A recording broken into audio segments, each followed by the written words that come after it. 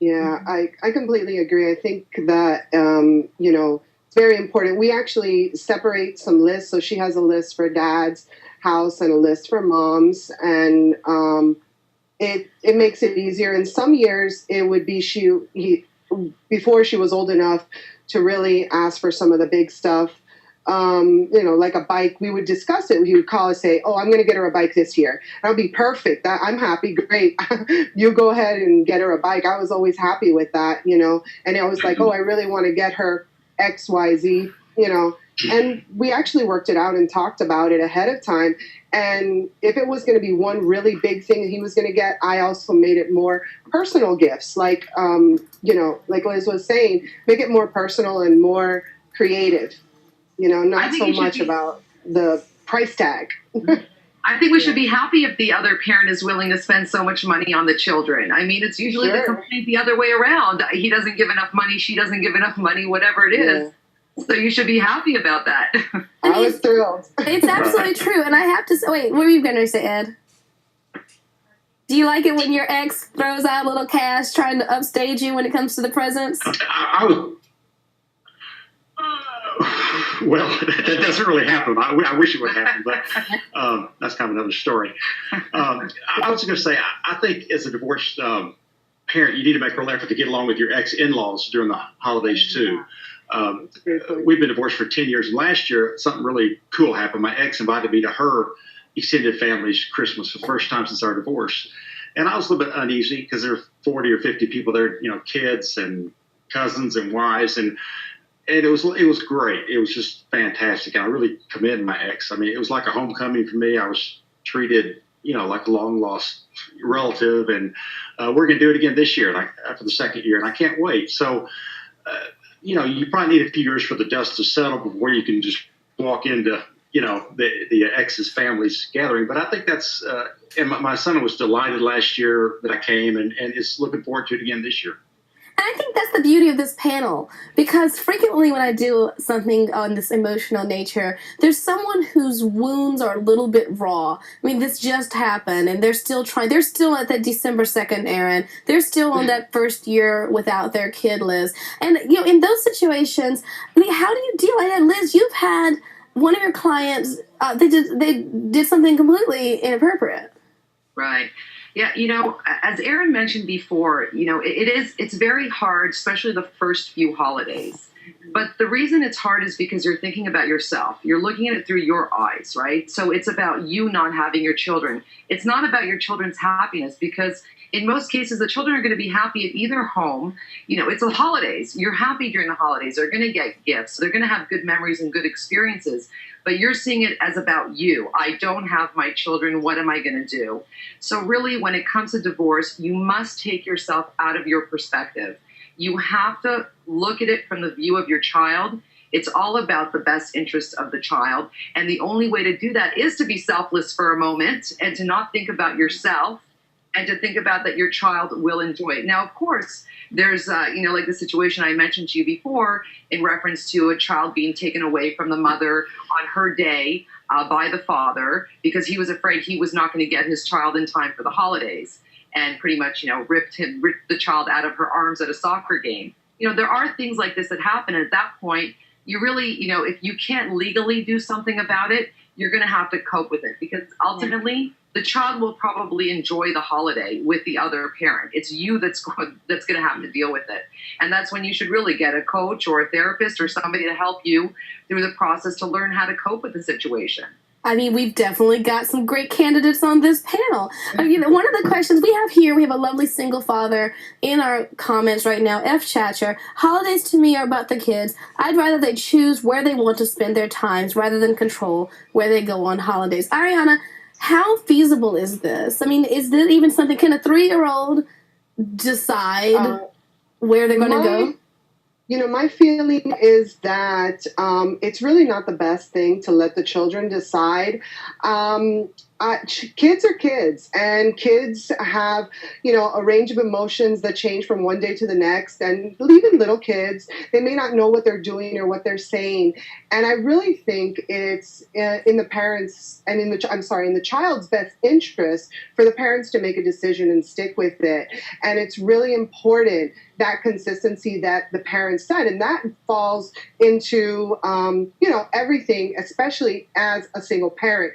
You really have to set parameters and be honest and tell them, I never spring stuff on my daughter. I tell her, this is the plan, this is what's going to happen, and I actually follow through in it. And that's especially important during the holidays. So my opinion, no, I would not let the child choose, especially not a 3-year-old, a 16-year-old. Still, my feeling is still, let the parents choose, and the children will be happy. Yeah, I agree definitely. Mm-hmm. When you're going to give a child an option at that age, first of all, you're opening up a world of problems, because first of all, you're giving responsibility to a child that you shouldn't be giving that responsibility. That child will have to choose. They will know that one of the parents that they choose is going to be disappointed. Mm-hmm. And then you're also opening up to parental alienation syndrome, when you have actually parents that are going to try to manipulate the child into saying that they want to be with the other parent through the holidays. Yes. When you grow up in a married couple, okay, and you have your children, and let's say the child, you're going to your aunt's for Christmas or Hanukkah, and your child can't stand going to the aunt's and is bored there, are you going to actually give the choice to the child on where they're going to spend the holidays? You're not. There's certain things that are mandated to us as children, and they're rules. You just have to teach the child, if they are complaining and they don't want to be with the other parents, you got to give them the right skills to cope with being in a place where they don't want to be in, because a lot of that's going to happen in their life, and divorce shouldn't make any difference.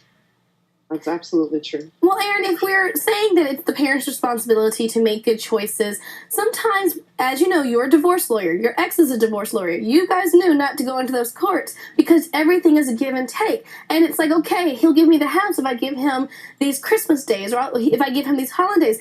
Are there ever times when people look back at these arrangements and say, oh, I wish I'd fought harder for this? Yes. It takes two to tango. And if you have one parent that does not want to cooperate, or that is being manipulative or not forthright or fair in the negotiations, then someone might be tempted to say, okay, fine, I'll give you the house if you give me every Christmas, or just give me this and I'll give you all of what you want. That's not fair. It's not a level bargaining field. And that's what the courts are for. In California, we have the conciliatory courts where parties can go to mediation. And those are the people that need to go to a mediator and have a mediator listen to their stories and either help them work out a situation or work out an agreement. Or if not, then the mediator makes a decision. And, I know I'm kind of idealistic in that I get along pretty well with my ex-husband, but there are some couples, and I have many of them as clients, that the other side is unreasonable, unfair, manipulative, and they need the assistance of the courts. So sometimes you're just stuck there. And, one thing I wanted to say is that human beings are incredibly resilient, that we are able to accept the unacceptable after a certain amount of time. We just have to give ourselves the chance to do that. And so even with an unreasonable ex-spouse or an unreasonable ex-parent, they have to, split the holidays and spend some holidays alone that they don't want to. But we can make a way to still make it happy by making Christmas on December 23rd or December 26th or 27th. Yeah. You can overcome this. We are resilient creatures. Absolutely. Hey, Ed, are you a resilient creature? I think you have to be when you're divorced. Whether you want to be or not, you have to be. And, the more time goes by, the less you get hung up on, harsh words or something. I think time does heal a lot of wounds in a divorce. And I think you can speak, that first Christmas, you've made a good effort to make sure your kid gets to have the pieces so that everyone gets a piece of the pie. But how nervous were you the first Christmas about whether or not it would work? Very nervous. I had a 2-year-old son, and I had primary custody right off the bat. And I'm thinking, what the hell do I know about raising a 2-year-old son? And so I was very nervous. I'm glad he doesn't remember a lot of that, because I'm sure I screwed up a lot. Mm-hmm.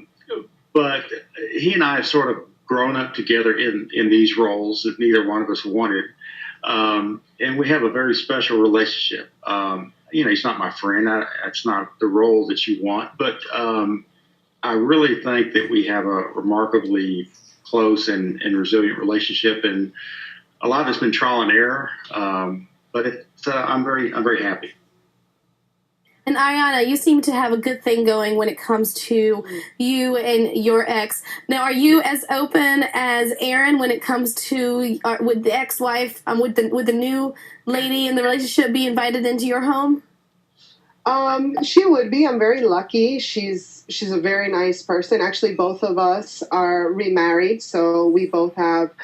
She has a stepmother and a stepfather, and I would. It's not happened to me, and it hasn't been, what our arrangement has been. But if he wanted to do that, I would be up for it. I'm very lucky, and I think that that's the best. You can only hope to have somebody who's going to love your child as much as you love them. So I'm pretty lucky, but right now it just hasn't happened. For the record, people think I'm crazy to invite my ex-husband and his wife over to my house. I do it because I love my children, and I want them to be happy. I don't think you're crazy. I think you are a role model. You are, because the whole point of it, as you said, these are the most important parts of your life. This other stuff should not matter. How can we minimize the damage and the danger to their psyche and enjoy the holidays? Exactly. And the best way to do that is separating your pride, like both Aaron has done and I've done, and that's it. Once you separate your pride, there's minimal conflict because you have the control over that. And, to be open, I dealt with the same thing. My ex got remarried, was in a relationship very quickly and got remarried and has another 2 children. And, he's got a little stepbrother and stepsister that he adores. We do sometimes do things together. It's important for me that my son sees me with his little brother and sister as well. So it just makes the child happy. It's not about us. It's about the child. And this actually brings up another important thing, because at some point, these children need help getting gifts for the people that you no longer want to think about receiving gifts. So how does one mitigate that stress? I mean, someone's got to get them to the store. Well, I think you definitely, as the other parent, should, promote that and help it. What I do is my son has an allowance, or if he's gotten birthday gifts, and if he chooses that he'd like to purchase a gift for his brother and sister, then he does so with his money, and he's proud of doing it. It also gives him more value in it being directly from him, and I'll take him to go purchase the stuff. I think it's very important to promote that, just as if the situation were reversed and you were the one with the children, you would want, your ex to be doing the same thing with the child. It's about what the child wants. If he says, I want to get a present for my brother and sister or for my stepmother or stepfather, then you should be honoring that. But Ariana, what if he gets what if he gets your ex like this great, I don't know, this fabulous pair of Brookstone slippers, and then you end up with a comb? Well, I'm not too hung up on that either, but what it is. But I have taken my daughter to buy her father. I would ask her, what do you want to get your father? Would you like to get him some cologne this year, or a tie, or whatever he needed? And I would go and I would, buy it for her when she was a lot younger. Now her stepmother, they have a special outing that they do right before Christmas, and we have our own also, and it's something that now she does with her stepmother to buy her dad gifts and buy everybody gifts, and they always buy me something. And I think it's always so sweet and very nice. She loves Bath and Body Works for me, so I always get some wonderful scents, and I love it because I know it came from her heart that she picked it out. And so at the beginning, I had no problem, and it's never been an issue if it's been an unequal or one spent more. I don't even think about it that way. Well, I think that's awesome, and I wish all of you excellent gifts from your sweet children, and thank you so much, and thank you for sharing your holiday tips and tricks with all of us. It is an important issue, and you are important watchers, so thank you so much for checking out what's coming up next in our green room, because the conversation always continues here at HuffPost Live.